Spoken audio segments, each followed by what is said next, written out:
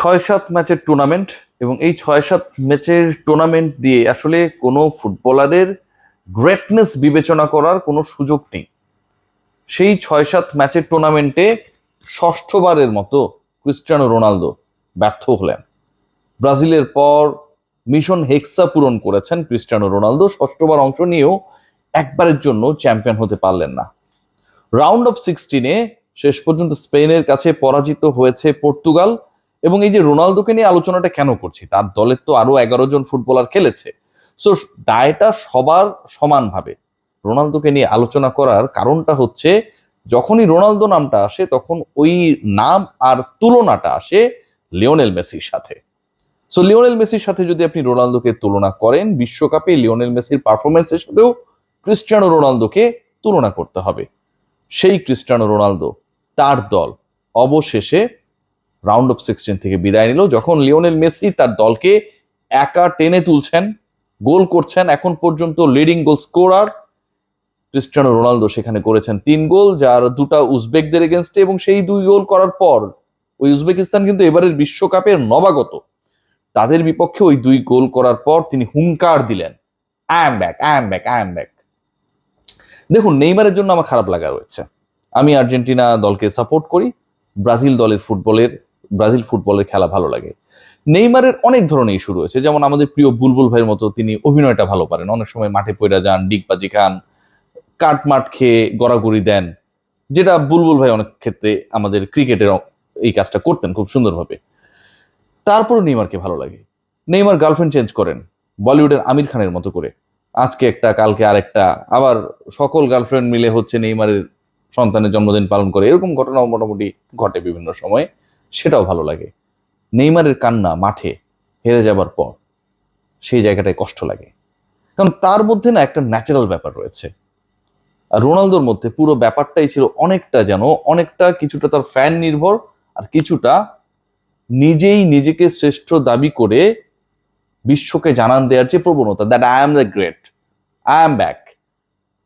সেই রোনালদোর পরাজয়ে, রোনালদোর বিদায়ে, এবারের বিশ্বকাপে পর্তুগালের বিদায় আসলে বিন্দু মাত্র সত্যিকার ফুটবল যারা আসলে ফলো করেন, এবং রোনালদোর এবারের বিশ্বকাপে এবং আগের 5টা আসরের বিশ্বকাপে তার পারফরমেন্স যারা ফলো করেছেন, যদিও এই 5-6 ম্যাচের বিশ্বকাপকে তিনি গুরুত্ব দিতে চান না, কিন্তু এই 5-6 ম্যাচের গুরুত্ব বা 5-6 ম্যাচের বিশ্বকাপকে যদি আপনি মাল্টিপ্লাই বাই 6 করেন, যেহেতু 6টা আসর তিনি খেলে ফেলেছেন, তাহলে 36টা ম্যাচের বিশ্বকাপ তার জন্য মোটামুটি, তাই না? তাই তো হওয়ার কথা।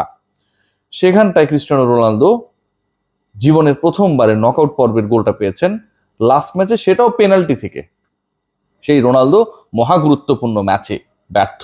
আলো ছড়াতে, গোল করতে, পাস দিতে, ক্রিয়েটিভিটিতে, সব জায়গায় Cristiano Ronaldo he was missing. এখন বলতে পারেন যে কে আসলে খুব বেশি এই ম্যাচে প্রভাব বিস্তার করেছে? যিনি গোল দিলেন তার কথা তো আমরা বলতেই পারি, তার আলোচনা আমি একটু পরে আসছি।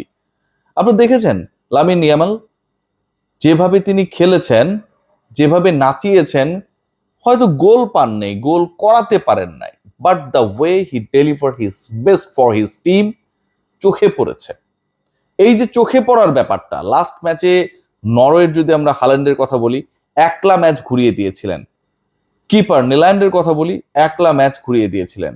নেইমারের কথা যদি বলি, 68 মিনিটে নামার পরে ম্যাচের গতি বদলে যায়, এবং নেইমার চেষ্টা করেছেন, অনেক কিছু অনেক প্রশ্ন থাকতে পারে, but Neymar tried in the last match for Brazil. রোনালদোর মধ্যে সেই ক্ষুধাটা, মানে জাস্ট একটা গোল বানিয়ে দেবে, বল বানিয়ে দেবে, তিনি জায়গা মতো থাকবেন, গোলকিপার মিস করবেন, এই শর্তে তিনি গোল দিবেন। এই যে একটা ব্যাপার স্যাপার পুরো টুর্নামেন্ট জুড়ে এবং বিশ্বকাপের প্রত্যেকটা আসরেই আলটিমেটলি ক্রিস্টিয়ানো রোনালদো মানে এটাই আসলে পর্তুগালকে ডুবিয়েছে। একজন নির্ভর একটা দল, তাকে খেলাতেই হবে, বাদ দেওয়া যাবে না। এবং যেখানে রবার্টো মার্টিনেজের মতো কোচ থাকেন, এর আগে 18তে বেলজিয়ামের স্বর্ণালী প্রজন্মকে নিয়ে তিনি গিয়েছিলেন, সেই বিশ্বকাপে শেষ পর্যন্ত তারা পারে নাই। এবার পর্তুগালের দারুণ সম্ভাবনা ছিল নেশনস লিগ জয়ী, শেষ পর্যন্ত তারাও সেখানটায় পারলো না। আলোচনা এখানটায় শেষ না, আলোচনার আরো আরো ইম্পর্টেন্ট পয়েন্ট রয়েছে। এই যে শাখা প্রশাখাগুলো বিভিন্ন জায়গায় যেভাবে খোলা হয়েছিল, যদিও এগুলো টেম্পোরারি, মানে থাকে না, আপনি ধরেন ফুটপাতে অনেক ক্ষেত্রে যখন মানে কোনো অভিযান চলে যে আপনি বঙ্গবাজারকে ক্লিয়ার করতে চান, ওখানটায় অনেক অবৈধ দোকান টোকান রয়েছে, এখন ঢাকা দক্ষিণ সিটি কর্পোরেশন তারা বঙ্গবাজারকে পরিষ্কার করার জন্য উদ্যোগ নিল, বুলডোজার দিয়ে আশপাশে রাস্তায় ড্রেনের উপরে যেসব দোকান চাপড়ি টাপড়ি উঠেছিল সবগুলোকে সরিয়ে দিল, ক্লিন হয়ে গেল। এই বঙ্গবাজার 7 দিন ক্লিন থাকলো, 8ম দিনে ওখানটায় দেখবেন যে অনেক ধরনের ছোটখাটো আবার দোকান বসা শুরু করেছে। ইনিয়ে বিনিয়ে কেউ কেউ আবার দখল করা শুরু করেছে এবং একটা সময় গিয়ে 1 মাসের মধ্যে আগের রূপে ফিরে আসে বঙ্গবাজার। ঠিক এরকম ব্রাজিল এবং তার শাখা প্রশাখারা এরকম ভাবে গড়ে উঠেছিল বিশ্বকাপ যখন শুরু হয়েছিল অস্থায়ী ভিত্তিতে। ঠিক বঙ্গবাজারে অবৈধ দোকান উচ্ছেদের পর অস্থায়ী ভিত্তিতে কিছু দোকান গড়ে ওঠে যেমন, ঠিক ওভাবে। তো পর্তুগাল এবং রোনালদো ছিল সেরকম একটা। রোনালদো এবং পর্তুগালের বিদায়টা চিন্তা করে দেখতে পারেন যে ব্রাজিলের বিদায়ের পরে, মানে হচ্ছে বসের বিদায়ের পরে, বসের সাগরে তো আসলে টিকতে পারলো না। ব্রাজিলিয়ানরা নেইমারকে যতটা পছন্দ করে, আমি বারবার বলি যে রোনালদোকে তার থেকে কয়েক হাজার গুণ বেশি পছন্দ করে। কারণটা কি? কারণটা একটাই, কারণ নেইমার হচ্ছে লিওনেল মেসির best of the best friends. Neymar এবং মেসির বন্ধুত্ব, এবং নেইমার মেসির বন্ধুত্ব মানে মেসির সাথে যদি বন্ধুত্ব হয় কারো, সে তাদের যত বড় সুপারস্টার হোক না কেন, ওই হীনমন্যতা থেকে তারা বের হতে পারেন না। তারা মনে করেন তাহলে ক্রিস্টিয়ানো রোনালদো নেইমারের থেকে কাছের বড় ফুটবলার তাদের কাছে। এবং সেই ক্রিস্টিয়ানো এবং তার শাখা উপশাখা পর্তুগাল শেষ পর্যন্ত বিদায় নেওয়ার কারণে আমার কাছে মনে হয় যে গতকাল ভোর থেকে যে কান্নাটা শুরু হয়েছিল এটা আরো লঙ্গার হলো।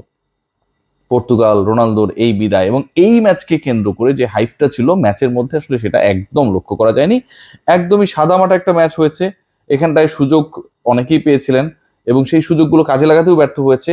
তবে সেই ব্যর্থতার কারণও রয়েছে। আমি কেন বলছি এটা, আপনি যদি খেয়াল করে দেখেন যে 2010 সালের 30 জুন ক্রিস্টিয়ানো রোনালদো তার ভেরিফাইড যে ফেসবুক পেজ রয়েছে সেখান থেকে একটা স্ট্যাটাস দিয়েছিলেন। সেখানটায় ছিল স্পেন 1 পর্তুগাল 0। এবং আজকে ওখানটায় গিয়ে নাড়া দেওয়া শুরু করেছে, অনেকেই কমেন্ট করছে, হাহা দিচ্ছে, লাইক দিচ্ছে নানাভাবে। কারণ 2010-এর 30 জুনে তিনি যে পোস্টটা দিয়েছিলেন ক্রিস্টিয়ানো রোনালদো তার ফেসবুক পেজ থেকে, স্পেন 1 পর্তুগাল 0, সেইটা যেন আবার নতুন করে বাস্তবায়িত হয়ে গেল আজকের এই দিনে। অক্টোপাস পলের কথা আপনাদের মনে রয়েছে, ঘানার সেই তান্ত্রিকের কথা মনে রয়েছে।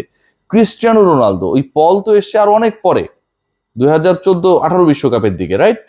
আর ঘানার তান্ত্রিক 2026-এ।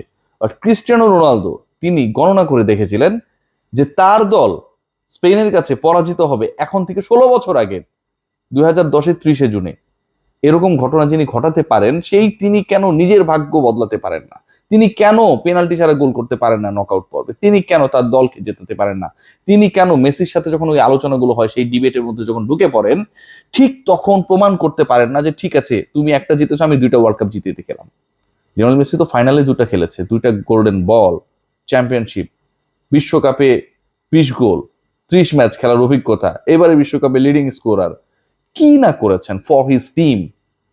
সেই রোনালদো তার স্বর্ণালী প্রজন্মের প্রতিনিধিদের সাথে কিছুই করে দেখাতে পারলেন না। কিছু তো করে দেখাতে পারলেন না, তার দলের সতীর্থরা যে তার জন্য, ক্রিস্টিয়ানো রোনালদোর জন্য, যিনি নিজেকে গ্রেটেস্ট এভার ফুটবলার দাবি করেন, স্বঘোষিত সেই রোনালদোর জন্য কখনোই জীবন বাজি রেখে like the Argentine footballers try করলো না।